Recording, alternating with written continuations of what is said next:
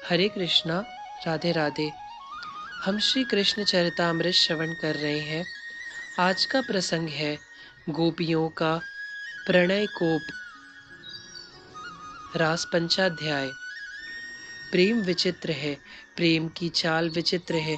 यह कैसे चलेगा, इसका कोई सीधा गणित नहीं है तात।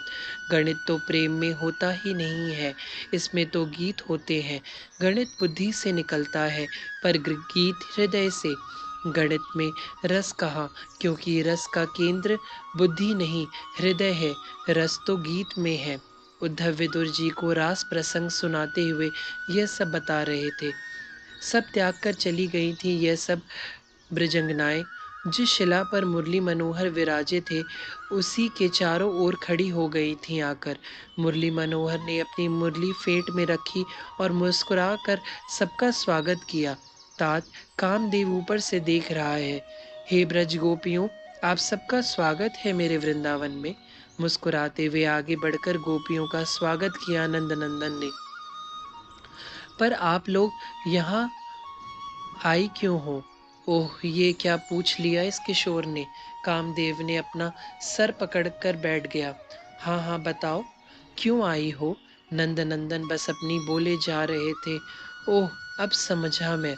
तुम रात्रि की शोभा देखने आई हो कि पुणे पूनों की रात में वृंदावन की शोभा कैसी होती है। पर अब तो देख ली होगी। जाओ जाओ गोपियों, जाओ अपने घर। कामदेव को लगा कि मेरा अगर शरीर होता तो मैं इसी शिला में अपना माथा पटक पटक कर मर जाता। यह किशोर विचित्र है, स्वयं ने ही बांसुरी में नाम लेकर इन गोपियों को बुलाया। अब जब ये आ गई तो कह रहा है क्यों आई हो। हाँ हाँ बताओ। श्याम सुंदर अभी भी बोले जा रहे हैं। देखो, तुम लोगों के पति तुम्हारी बाट देख रहे होंगे। जाओ, पतियों को इस तरह छोड़कर मेरे पास आना अच्छा नहीं। जाओ। और हाँ, क्या तुम्हें पता नहीं, पति ही ईश्वर होता है। पति के सिवा बढ़कर इस जगत में कुछ नहीं है। हे गोपियों, पति चाहे वृद्ध हो, जड़ हो, रोगी हो, धन से हीन हो, पर स्वर्ग जिसे चाहिए वह स्त्री पति के सेवा सेवा करे। जाओ, तुम लोग सेवा करो अपने पतियों की। नंदनंदन इतना कहकर चुप हो गए थे। गोपियों का मुख कमल पहले जैसा खिला हुआ था, अब यह सुनकर तुरंत मुरझा गया। नेत्रों से अश्रु बहने लगे। उन अश्रुओं के साथ काजल भी बह रहा था। उन गोपियों के गोरे कपोलों को काला बना रहा था वे काजल मिश्रित अश्रु। नहीं नहीं, अश्रु तो निरंतर बहते जा रहे थे तात। अजस्त्र अश्रुधारा, कपोल, वक्ष, सब कुछ गीला कर दिया था उन अश्रुओं ने। पर कुछ गोपियां अपने पैर के अंगूठे से धरती कुरेदने लगी थीं। यह क्या कर रही हो? नंदनंदन ने जब पूछा तो वे गोपियां हिलकियों से रो पड़ी। उनका रुदन ब्रज वज्र हृदय को भी पिघला देता। हे श्याम, वैदेही की तरह हम भी समाना चाहती हैं इस धरती में। ओह, कैसा प्रणय था इनका।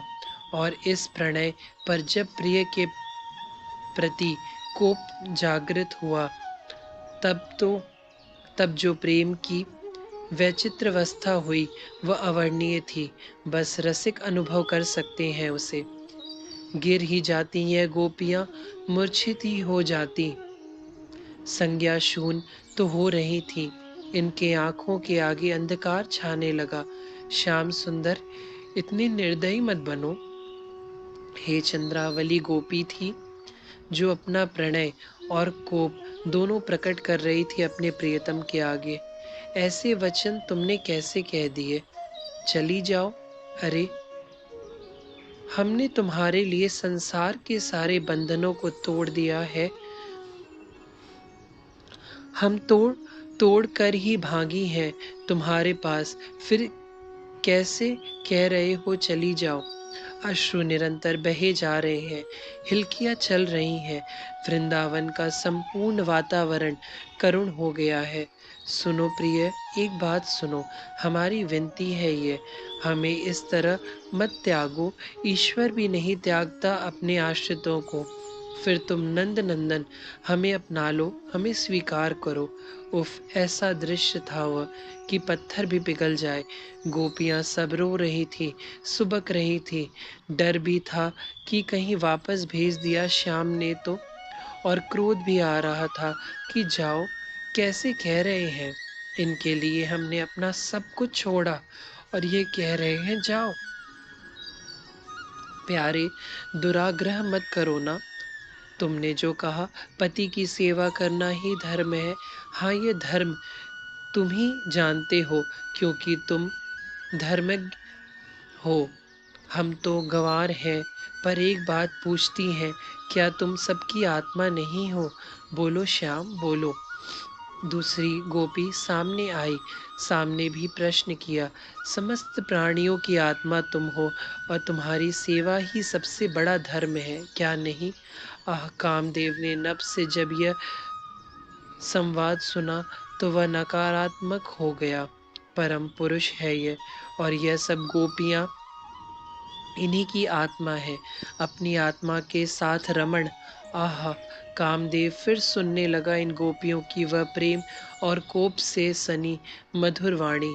हे नंद नंदन, जो विवेकी है, जो विद्वान है, जो ज्ञानी है, वे ही तुमसे सदा प्रेम करते हैं।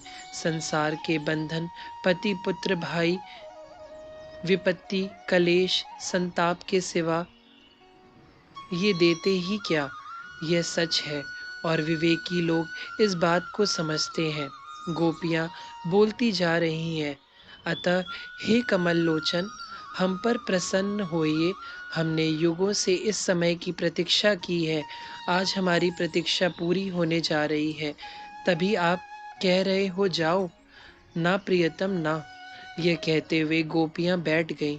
हे श्याम, इन चरणों की सेवा इन चरणों की सेवा निरंतर लक्ष्मी करती रहती है।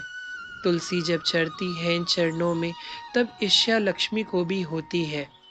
ये ऐसे चरण हैं, फिर हमें ऐसे चरणावृंद से क्यों दूर कर रहे हो ना प्रियतम? पति के सेवा पति के सेवा ही धर्म है, यह कहा ना तुमने? पर हमारे पति के पति भी तुम हो, यह सब मरना धर्म है, पर सच्चे पति तो तुम ही हो। क्या इस बात को तुम्हारे शास्त्र नहीं कहते? गोपियां बोलती जा रही हैं। तुमने तुमने हमें अपनी ओर खींचा, हम तो अबला हैं, हमारा क्या दोष? तुम मुस्कुराते, तुम हंसते, तुम हमें छेड़ते, तुम मीठे मीठे बोल बोल कर हमारे हृदय में प्रेम भर रहे थे। फिर वही प्रेम आज जब तुम्हारे सामने है, तब तुम हमें धर्म सिखा रहे हो, धर्म की मीमांसा समझा रहे हो। क्यों प्रियतम? कुछ नहीं बोले इस पर भी श्याम सुंदर। तब तो चंद्रावली उठी, नेत्र प्रणय के कोप से लाल हो गए थे। हम तुम्हें पाकर रहेंगे, हिम्मत हो तो रोक लो, चंद्रावली चिल्लाई। कैसे? भोले बनकर श्याम ने ही पूछा। तुम्हें देखते ही देखते अभी हम अपने प्राण त्याग रही हैं, और तुम्हारे शास्त्र ही कहते हैं कि जिसका चिंतन करते हुए प्राण त्यागो, वह तुम्हें अगले जन्म में मिलता ही है। जैसा चित्त की वृत्ति हो, जीव वही जाता है। चंद्रावली और समस्त गोपियां जब सर पटकने के लिए तैयार हुई, तभी श्री राधा रानी आगे आई और बोली, नहीं श्याम सुंदर, ऐसा मत करो।